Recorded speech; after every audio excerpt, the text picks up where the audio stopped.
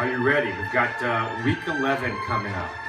So, yeah, again, this is 13 weeks of regular season play, and then we move into playoffs. So, week 11, critical for everybody. We've got some really, really juicy matchups. I am facing Lex Swagger in week 11, my arch nemesis, my bestie. It's going to be a one of those knock 'em, drag 'em out brawls. They always are, and I look forward to it. And Lex pretty much guaranteed that he will be here on Sunday, so I'll be sending out the Facebook party invite. Let's make this week 11, a really good party. Let's just try to all get in here at the same time and try to have a really good time and really celebrate here. So. Yeah, so myself, Lex, let's look at this matchup here.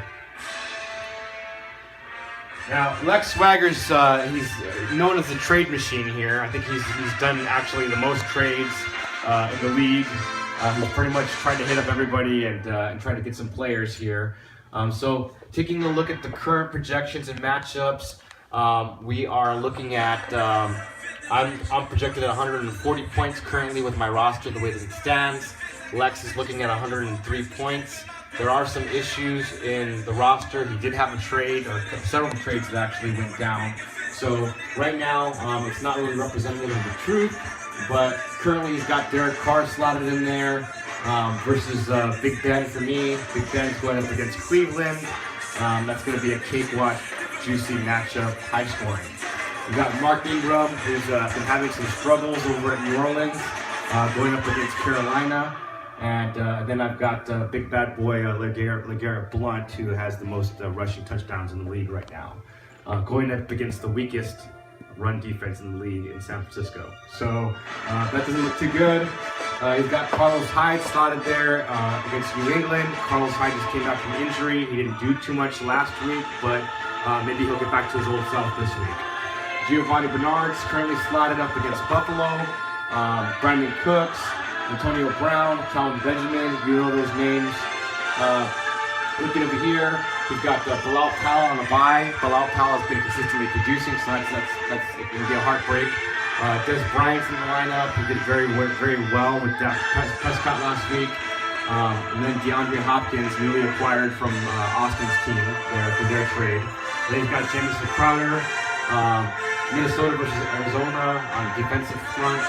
And let's take a look at some of the things that he might do. It might be he might slot in Cole Beasley.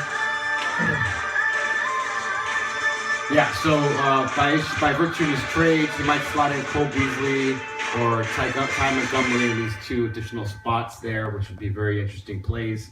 And either way, it's going to be a juicy matchup. It always is, and I look forward to it every year.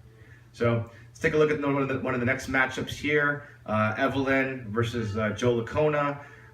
Evelyn has got to, continue to play the role of spoiler, and Joe is desperately looking for a playoff spot, playoff positioning.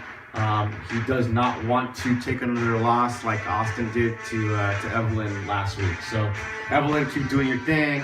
Full moon power. Let's see what happens here. Projections right now as they stand. Evelyn's showing favorite at 100 to Joe Licona's 90. There are some buys this week, so there's gonna have to be some adjustments made to the teams here. So currently slotted, Devonta Freeman is out on bye. I'm suspecting that he's going to get some of his weapons back here. Tom Brady versus Drew Brees. That's going to be a wash. Both teams are going to both quarterbacks are probably going to have a very, very high scoring week. In terms of the bye situation, currently Evelyn's got Devontae Booker in there. Denver is on a bye this week, so I'm suspecting that she's going to come up with something here in her bench.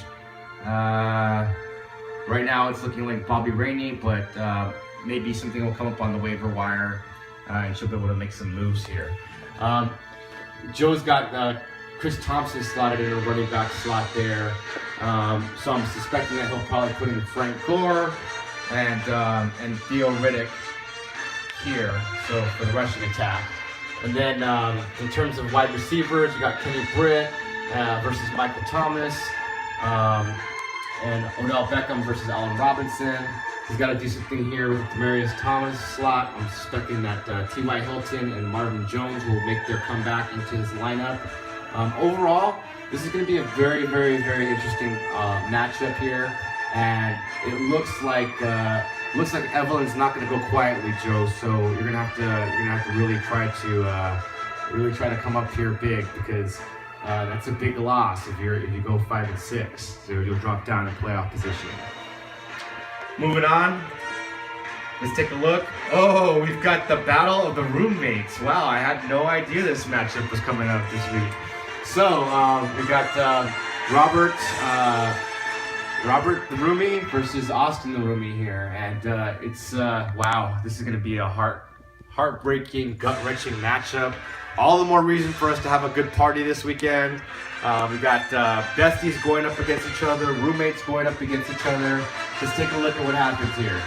Right now, projections are showing Austin favored 115-99, but I'm suspecting that's by virtue of some buys here. Currently, Robert's got Dak Prescott, who we acquired from Austin, going up against Andrew Luck, going up against Tennessee. So we saw what Tennessee did against Green Bay. So Indianapolis, them being a divisional battle, that means that Andrew Luck's probably going to put up some high-powered points there.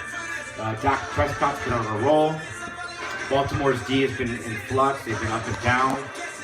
But that should be a fairly mid-scoring game there. In terms of the running back battle, so far it looks like the edge might be a little bit with Robert there. He's currently got Ryan Matthews slotted there.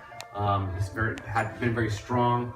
In terms of running backs here, West and Jennings. Jennings is not going to get it done. But we've got some interesting situations here.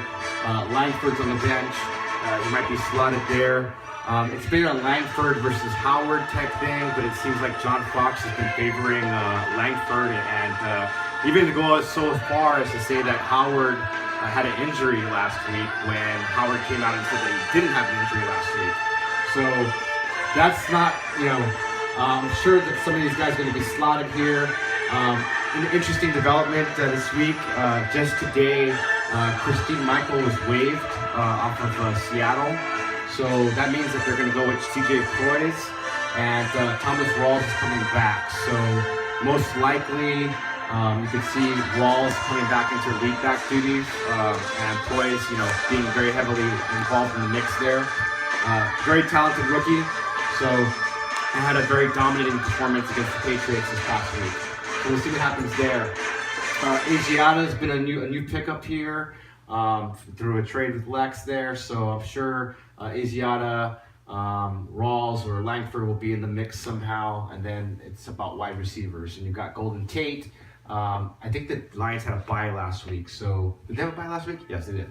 So coming back in against Jacksonville, Tate started the season off pretty weak, but he's been very strong as of late. Willie Snead, as you know, up and down, but when he's on fire, he's on fire. He's pretty much good for about 10 points at least a week. Sometimes going up to as high of a ceiling of 25 points. Then you got Travis Kelce. He's been producing as of late. Always a good tight end there. And then you've got Devontae Adams, who's just been on a complete tear with Green Bay.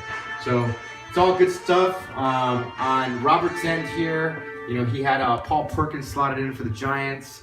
Giants are going up against Chicago, so maybe that might be a little cakewalk there in terms of that running back. But Latavius Murray's coming back, so I suspect he'll get slotted in there with Ryan Matthews. Mike Evans has been on a tear. He's been an absolute beast this season. Cameron Meredith, Alshon Jeffrey got suspended for 4 games due to PEDs, so look for Meredith to come back and shine very heavily. Sterling Shepard up and down with the Giants. Tight end play here is going to be an issue. He's going to have to find somebody off of the waivers in order to cover the tight end spot. And then Diggs has been much more consistent since North Turner left Minnesota. And then defense, I'm sure he's going to spot somebody in there, and he's going to have to pick up a kicker for off waivers. So again, this is going to be a very, very juicy, interesting matchup. I'm sure there's going to be a lot of crying and fighting and yelling and shit talking. I look forward to that. Here we go. We got a really, really juicy matchup. I love this one. It's Fight On Battle Cat at 8-2. Matthew and Deidre going up against Angie at 6-3-1. Angie's started off the season extremely strong, very, very scary team. And then towards the middle of the season started to dip and then take some losses there.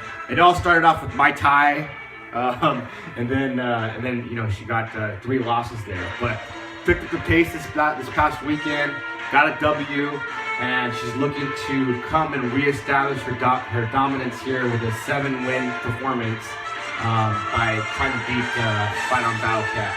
Now, Battle Cat's got a couple of problems here due to the buys. You know, Russell Wilson or Colin Kaepernick, either one of those is going to get played this week. DeMarco Murray, what a beast. You know, he was scary last week. He's been scary pretty much every week going forward. But Melvin Gordon on a bye. Todd Gurley going up against Miami. We'll see what happens in that situation. And then Emmanuel Sanders, a consistent receiver, is on bye. Mohamed Sanu is on bye. And then you've got Jimmy Graham and Rob Gronkowski. Gronkowski's probably gonna, come back. Jimmy Graham is he's been up and down, but more up lately. So it's all looking pretty good. He's gonna have to. Obviously, Amari Cooper's gonna go into that slot. And then they're gonna have to figure out what they're gonna do. Maybe Tyler Lockett's gonna go into another wide receiver spot, and then they're gonna have to find out what they're gonna do about the running back situation. On Angie's end here, there's not too much to think about. Of course, Aaron Rodgers and Jordy Nelson, that tag team duo. When they're on fire, they're on fire. Darren Sproles has been lately the lead back over in Philadelphia. He's been doing very well. Le'Veon Bell, we all know what a beast he is. He's good for 20 points a game. Julian Edelman, a little bit up and down, but still a primary target of Tom Brady's. And then you've got Mike Wallace, who's established himself as the #1 wide receiver over in Baltimore. And then an oldie but goodie, Jason Witten slotted right here. Fitzy has re-emerged this season as a dominant threat, and I'm sure there's going to be some kind of look at the defensive front. Tyreek Hill, she was already smart enough to pick him up off of waivers prior to him being a top waiver add for the week. So good stuff. This is going to be a highly juicy matchup. I'm hoping that Angie, you get your ass out here. I'm hoping that Deidre, you finally come over and cook for us like you promised. And Matthew, I'm glad to see you as well. That'll be a nice matchup. Then we've got Joaquin here going up against Anita. Anita, hey hon, I mean, you got to take a look at your lineup. Hopefully you make some changes here because you left in a kicker last week and the kicker didn't play. It was on a bye. So you got to try to even though if you're out of it, you got to keep playing. You got to try to spoil. You got to try to win. Always try to win. So let's take a look at what's going on here from Joaquin. Right now, without even making any moves, he's projected at 121 points. Anita's currently at 87 points. Joaquin really needs to win. He's been kind of in a free fall funk lately. His record has dropped, it's evened out to 5-5. So Mariota, what can we say? Mariota's been on a tear. So he's got him slotted currently. Spencer Ware's in the backfield. Terrence West has been kind of giving up some in the timeshare with Ben Dixon over in Baltimore, so that's kind of affected his stats a little bit. Crabtree has had a very, very solid season as well as Javaris Landry. Eli Rogers emerged last week to be targeted by Ben Roethlisberger. Delaney Walker, wow, he put up some big numbers last week. He's been a very consistent tight end. And then you've got another double tight end duel here with Kyle Rudolph. Kyle Rudolph has had an amazing season as well. Rams D is currently slotted in there, and then he's got a kicker, so obviously he knows he needs to pick up the kicker for the week. But on paper, this looks like it's going to be an easy victory for Joaquin. Currently, Anita, you've got to slot in a quarterback, so you're going to have to pick somebody up off waivers. Duke Johnson Jr. is slotted in there. Derrick Henry's a backup over at Tennessee.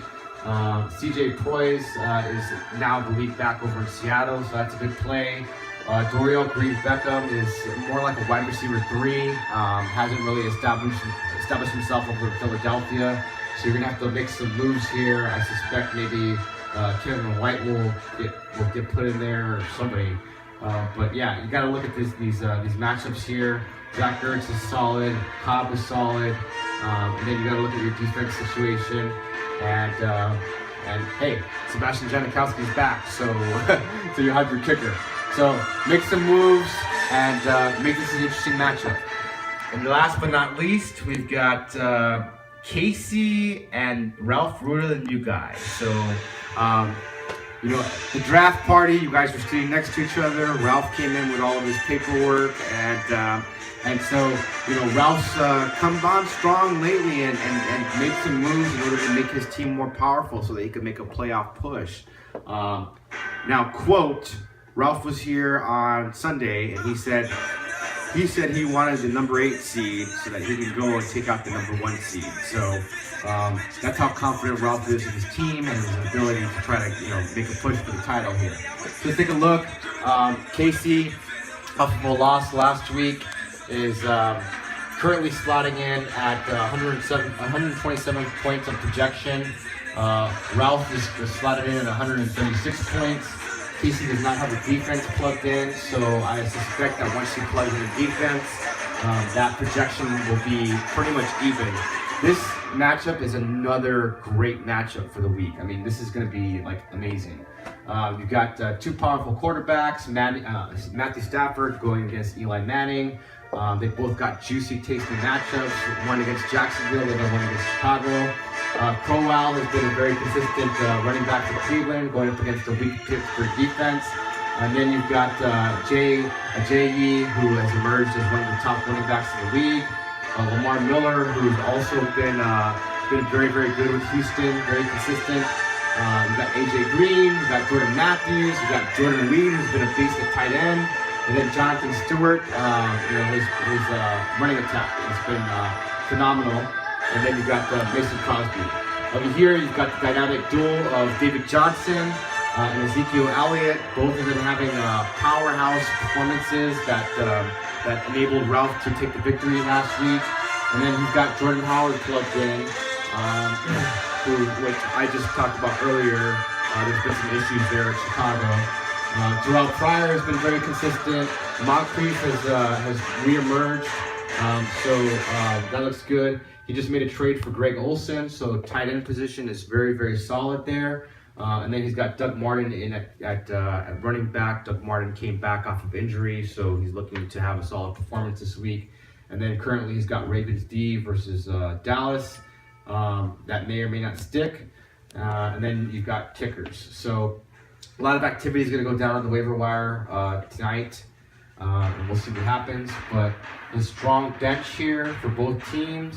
You can tell that they've been positioning themselves to make a very, very strong playoff push here. So there you have it. Week 11, juicy matchups. Let's all get together. Let's enjoy these matchups and you know, cook some food, kick back, relax, and talk some shit and share some laughs with each other. So good luck, everybody, and we'll see you next week. Thanks.